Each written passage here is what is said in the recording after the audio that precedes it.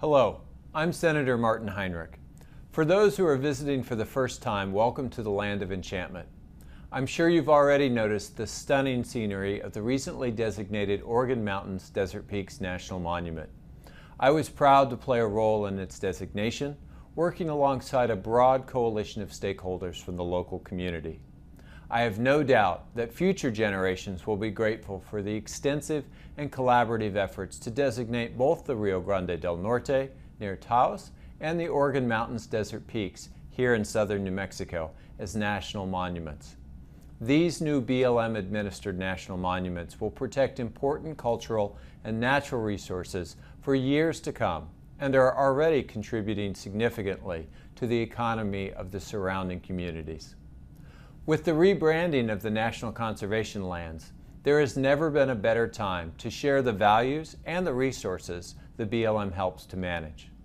New monuments created with the Antiquities Act have helped accelerate the transition of the BLM from an agency primarily geared towards managing extractive and consumptive use toward one that more truly reflects its mandate of multiple use.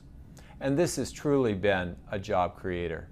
Outdoor recreation activities here in New Mexico generate $6.1 billion annually in consumer spending and directly are responsible for 68,000 New Mexico jobs. Questions of how to best use our public lands to promote the public good are often contentious and can be controversial, but that's exactly why we all need to be at the table making those decisions. I don't have to tell you that our public lands face renewed threats from a growing campaign of special interests and extremist groups to seize and sell off the American people's public lands.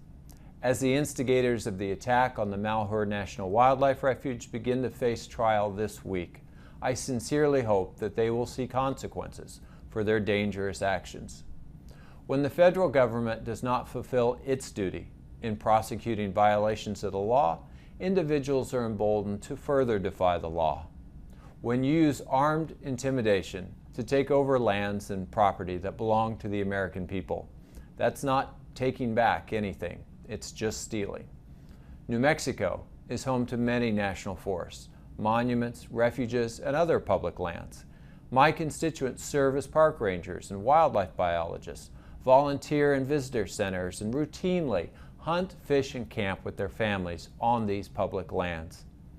The possibility that their offices and community buildings could be overrun in an armed siege is simply unacceptable.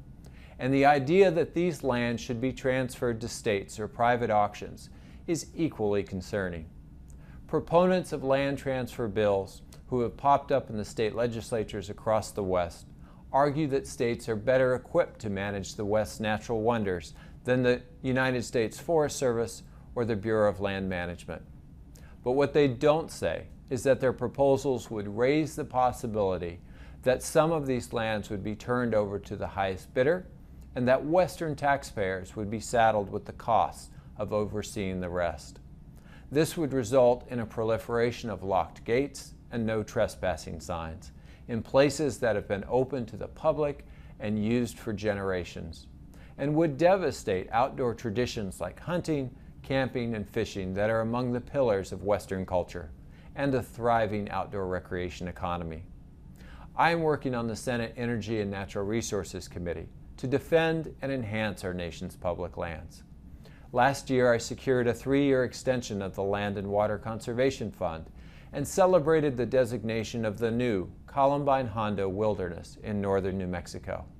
And I am hopeful that my Bipartisan Sportsman's Act, which will reauthorize key conservation programs and significantly improve access to public lands, has a pathway towards passage in this year. The work that all of you do to support and advocate for our public lands, and particularly the BLM, is critically important. So I would like to say a big thank you. You bring new voices to the national and local dialogues on these issues. Continue to share your unique perspectives, and please consider me a partner in your efforts. Our public lands are owned by all of us, from ranchers who graze their livestock, to backcountry hunters and anglers, to families escaping the cities and suburbs for weekend nature hikes and camping trips.